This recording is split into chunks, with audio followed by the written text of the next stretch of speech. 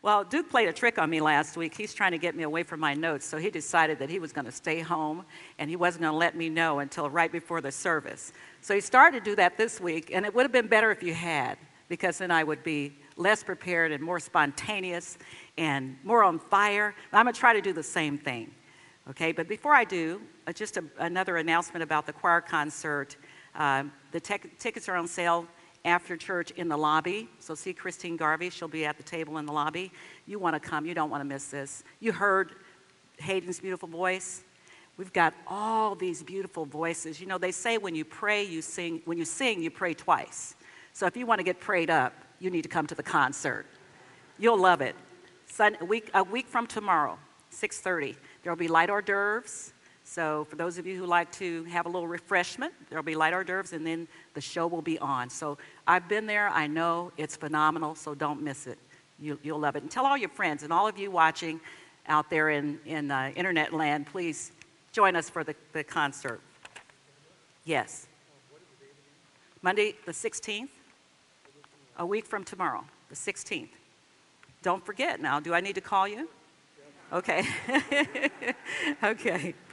Well, today the Advent word is peace. And so there was this woman walking along a beach by herself and just kind of meditating and having a good time. It was nice and sunny. And she saw this unusual looking bottle. And she'd heard that years ago there used to be these genies that come out of the bottles, right? So she picked the bottle up and she just was moving the sand around on it, kind of see what the label said or something about the bottle, when a genie came out of the bottle. And she said, the genie says, I can give you 3 wishes. I can give you 1 wish. She said, but I have more than 1 wish. Can I get 3 wishes? You used to give 3 wishes. He said, no. There's inflation. There's low wages in third world countries. There's global competition. I don't have time for 3 wishes. You get 1 wish, lady. She says, okay. See this map here? This is a map of the Middle East. I want peace in these countries. I would like for you to grant me that wish. I just want peace in all these countries. And he said, lady, I'm good, but I'm not that good. These people have been fighting for thousands of years. There is no way that this one genie can bring peace to those countries. So he says, you got to come up with another wish, and you got to make it quick. I got a lot of people who want to rub on this bottle here. So she says, okay, I've never been able to find a good man. I've never been married, and I've been searching all over, and maybe you could get me the right mate. Here's my criteria. He's got to be able to get along with all of my family, and some of them aren't easy to get along with. He's got to love the ground I walk on. He's got to do all the housework. He's got to take care of all the errands. He's got to do all the laundry, the cleaning. And he's got to worship me like a queen and give me anything I want. He says, lady, let me see that map.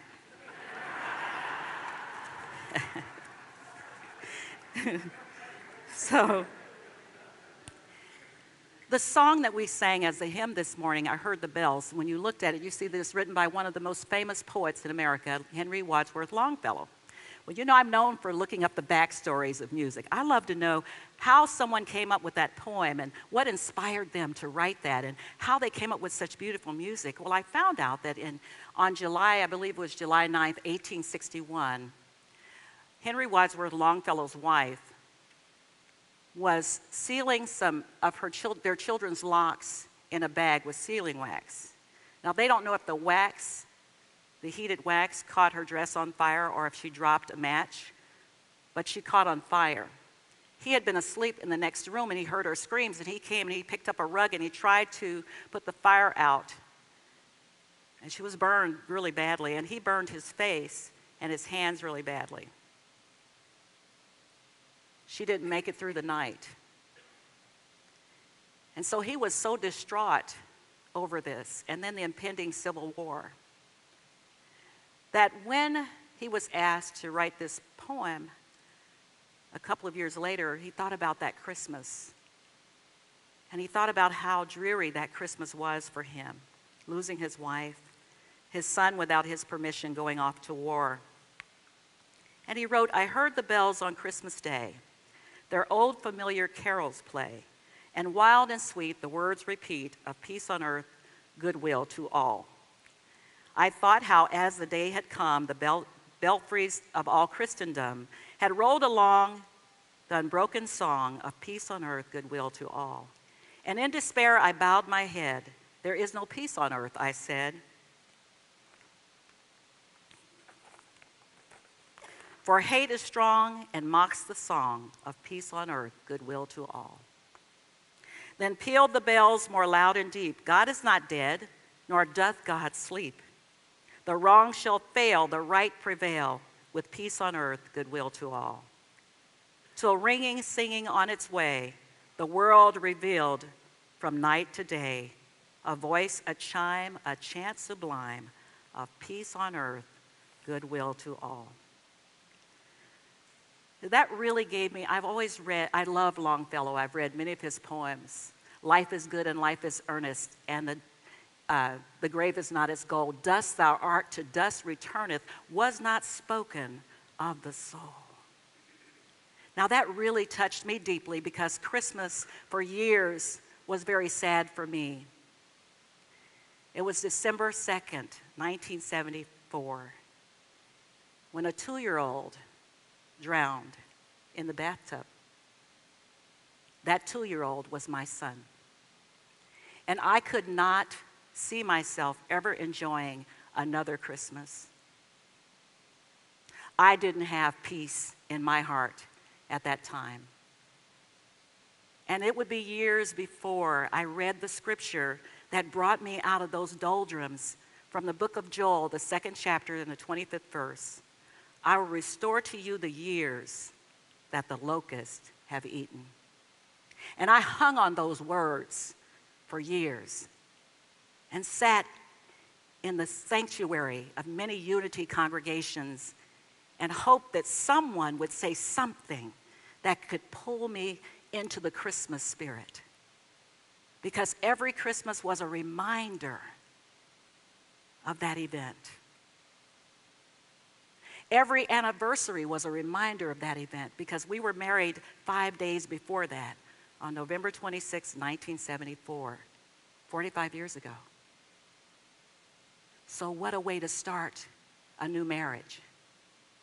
What a way to enjoy the Christmas holidays with other people. When I was seeing the hustle and bustle and people excited, I didn't even want a tree. But I'm telling you that there is peace, but it has to start within. And once I found that sense of peace, my true north, my center, nothing anymore can disturb the deep, calm peace of my soul. I told myself, if I can get through that, I can get through anything. If I can overcome that, I can rise above any challenge. There is nothing too great for me to rise above through prayer and through meditation. I am here today because of the teachings that I've learned from my foundation as a Baptist, as a little girl growing up, and the Unity teachings that have taken me into a whole different level of finding peace in the midst of chaos. So do you have chaos in your life? Is everything perfect in your life? Who in here can raise your hand and say, everything in my life is perfect? I want to meet you. Everything, Duke, you raise your hand? Okay. I figured Duke would. He's about the only one. Everything in my life is perfect. Well, you know, Duke is right. Because we should all raise our hands. Because whatever's going on in your life is for your perfect unfoldment to bring you to who you are and where you are to be. Today, we talk about peace. And in the Bible class this morning, we're studying Eric Butterworth's Discover the Power Within You. We're on lesson 3, chapter 6. And it's the B attitudes. Now, you know, you've heard me say this before. My introduction to Unity was, Sandra, you got to learn how to be. And that meant nothing to me. I couldn't figure out how to be. How do I be? Well, the Beatitudes is blessed. One of the Beatitudes is, blessed are the peacemakers, for they will be called children of God. So what is a peacemaker? Well, here's a good story. I love stories. I love storytelling. So I'll share this story with you. There were these peacemakers on earth, so the story is told. And they were concerned about all the wars that were going on, all the fighting, all the bloodshed. I'm sure we're all concerned about that too. Every day, somewhere on this continent, people are killing each other over power, over greed, over land, over oil, for whatever reason, and no reason. So the peacemakers heard about this powerful wizard, and they went to this wizard and said, "Can you help us? Can you end all the wars? Can you make peace on earth?" The wizard said, I think I can. I'll destroy all of the weapons. And with the wave of his wand, all the weapons disappeared. For 3 days, the fighters refused to give up. They searched high and low for weapons and couldn't find them. So they cut down all the young trees and made spears. And the bloodshed started all over again. The peacemakers went back to the wizard and said, "This is unacceptable. Can you do something?" "I'll cut down all the young trees," he said. And with the wave of his wand, all the young trees were gone. The humans weren't going to give up the fight. So they searched high and low for 3 days while there was peace for weapons, and they couldn't find any trees. So they started cutting down the giant trees and making batons and clubbing each other to death. And the peacemakers went back to the wizard and said, "Please, can you do something?" "Well, I'll destroy all the giant trees, and nobody will be able to fight." For 3 days, there was peace while the fighters continued to search high and low for more trees that they couldn't find, and they found metal. And they began to make spears and knives, and the bloodshed started again. The peacemakers begged the wizard, "You must be more powerful than this. Surely you can create peace on earth." The wizard said, "You know what? I'm at a loss." Because in those days, those 3 days, the humans kept searching until they found rocks and made slings and began stoning each other to death. The wizard had just given up, and the peacemakers were distraught. A little child approached the wizard and said, "I have an idea. How about you show people how to love each other? How about you show them what it feels like when they inflict pain on other people? How about you make them feel the pain and the suffering that they're causing others? And how about you make them feel the joy when they bring joy to others? And when someone hurts someone, they will feel that pain in themselves. And when someone makes someone happy and gives them joy, they will feel that joy, and no one will fight anymore." And the peacemakers thought it was a great idea. The wizard thought it was amazing that such a young person would be so wise. And so the wizard returned all of the trees and all of the metal and all the stones. And the people started talking to each other. And they started sharing their ideas and their families. And the next thing you know, there was peace on earth. Now, what if we could create peace on earth, one of us at a time? Do you think we have the power to do that? There are a lot of wars going on. Like the woman who approached the genie with her map. These wars have been going on for thousands of years. But I'm not talking about the war over there. I'm talking about the war in here. You see, the way to create peace on earth is to find peace within yourself. Jimi Hendrix, the late great singer, said, "When the power of love overcomes the love of power, we will have peace on earth. So we have to examine our own souls if we're looking for peace. Where am I putting my power? Is it in love? Or is there love for power? Blessed are the peacemakers, for they will be called the children of God. The teachings of Jesus Christ on which unity is based are about stories or parables, allegories. Those are stories with a hidden meaning, stories that illustrate some aspect of our lives that we need to consider incorporating. And their precepts, those are instructions or directions, like if someone hits you on the one cheek, turn the other cheek. That's a direction. And miracles. So Jesus taught in three ways. Parables, those are stories. Precepts, instructions. And miracles, examples. So there's a miracle that happened in the book of Matthew, one of the many miracles that others wrote about in the textbook we call the Bible. And in this miracle, Jesus and the disciples are out on a boat. You've heard this story. And there's a storm, and the boat is about to capsize, and Jesus is asleep. And they can't get him to wake up, and they say, "Wake up, Master. We're about to die here. You have the power to calm the storm." And Jesus very quietly rose up and waved his hand and said three words: "Peace, be still."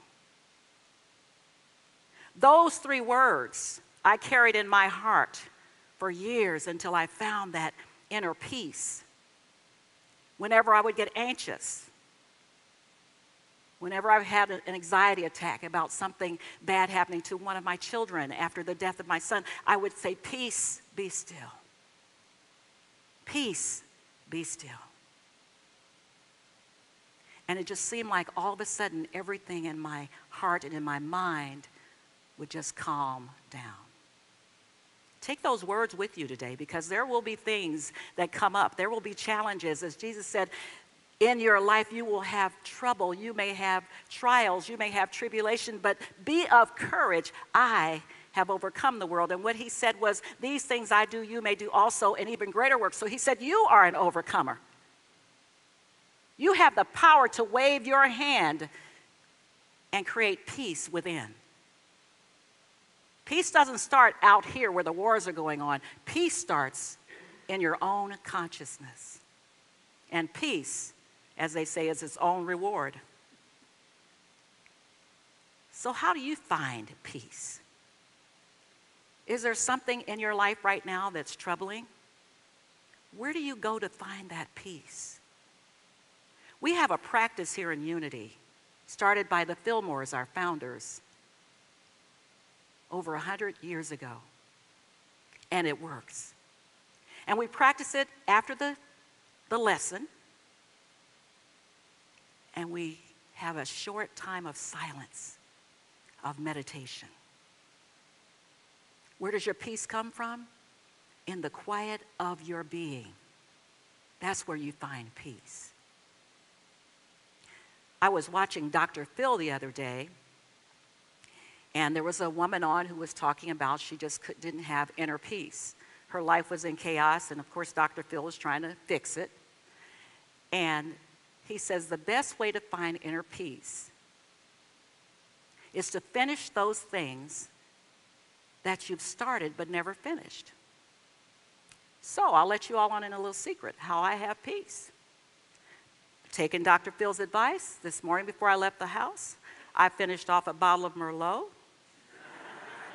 a bottle of Dom Perignon that I hadn't finished. I finished off a half package of Oreo cookies, a half-eaten bag of barbecue potato chips, my favorite, and the rest of the pint of Edie's slow churn butter pecan ice cream, and I am feeling peaceful. I don't recommend that. And I'm just joking. Most of you know me, I don't drink at all. So, but I thought that was so cute that, with Dr. Phil, that we should finish what we start. And sometimes we don't have peace because we've got so much going on and we got too many things happening. Another way to find peace is to keep tuned into things that give you joy. Now here's one. The booklets that are published by our customer care department, by our publishing department at Unity Village, our outreach department provides these. And this one is Christmas, the current Christmas booklet, Christmas in My Heart, Christmas in My Hands. I do have an article in this book, but mine's on faith. The one on peace is by my friend, Reverend Teresa Burton. And she writes something that I think is very powerful. And by the way, I get in trouble when I bring up a book or a magazine or anything, and people go to the bookstore and they ask Kathy, where's that book that Sandra talked about? So I did pick up a small quantity of these, and they're in the bookstore. And I will tell you that they were bestsellers. They had 250 or so left, and they could only give me 25. So the first 25 people, or there might be 22 by now, but the first so many people, you can get in there and get your booklet, or call Unity Village or contact unity.org and see if you can get one. But this one on peace, Reverend Burton writes, what would the world look like if we gave peace more than a chance? So you heard Hayden sing one of the Beatles songs, Let It Be. Well, John Lennon and his wife Yoko Ono penned the words to Give Peace a Chance back during the height of the Vietnam War. All we are saying is give peace a chance. And what Teresa Burton said, we need to do more than give peace a chance. She said, what kind of world could we create if we committed to peace? If we committed to peace, to think peaceful thoughts, feel peaceful feelings, and act peacefully. What if we lived as though peace were an inside job, which of course it is. Let there be peace on earth. Don't just sing those words every Sunday to get out of here. Hurry up and hold hands and let's get over with. Let's sing the Jill Campbell song, Let There Be Peace on Earth, and let it begin with me, so I can run out the door and don't take those words in. Let there be peace on earth, and let it begin with me. Let there be peace on earth, the peace that was meant to be, with God as our creator. Family all are we. Let us walk with each other in perfect harmony. Can we do that? Can we walk in perfect harmony with people we don't even know? Maybe people we don't even like, that don't share the same ideologies as we do. Can we still see ourselves in them? Like in the story, when we begin to see other people and give that they have the joy that we can give them, we have the joy from them, we begin to see people differently. We began to see that they are me, that I am them. We are we. We're all family. We don't have to look alike or come from the same backgrounds to be family. And if we treat each other like family, we will create peace on earth, one person at a time. Today's daily word is embodying the peace of God. I create a peaceful world. Embodying the peace of God, I create a peaceful world. I love Duke's poem. He's a great poet. There are many poems that he's written you may not be aware of. Some of them are in our wedding planner guide, and many of our brides and grooms pick some of the poems that Duke has written. And this particular one, Peaceful Mind, Peaceful Heart, Peaceful Spirit, is one of my favorites. On this day, we dedicate ourselves to peace on earth. And how do we do that? He explains it very well, by accepting ourselves without harsh judgment and recognizing the connectedness with all of humanity, that we are all one. That's what Jesus came to teach us. That's what the founders of Unity, the Fillmores, taught. We are all one. And when we get that and truly get that, we will have peace in our neighborhoods. We'll have peace in our community. We'll have peace in our state. We'll have peace in our country. We'll have peace in the world. There will be peace on earth. So your challenge when you walk out of here today is to take these words seriously. You'll be in the grocery store. Someone with 25 items will be in the 12 items or less line in front of you. And you'll be mumbling to yourself, right? And giving them the stank eye. Someone will cut you off in traffic, and you'll give the one finger salute. Someone will say something, even at a family gathering, that just irritates you. And you'll be ready to fight. You'll be ready to argue. Ask yourself, am I creating peace on earth in this moment? How can I be the peace, as Gandhi said, that I want to see in the world? That's your challenge. Peaceful mind, peaceful heart, peaceful spirit. Peace begins inside. Let's take that into meditation.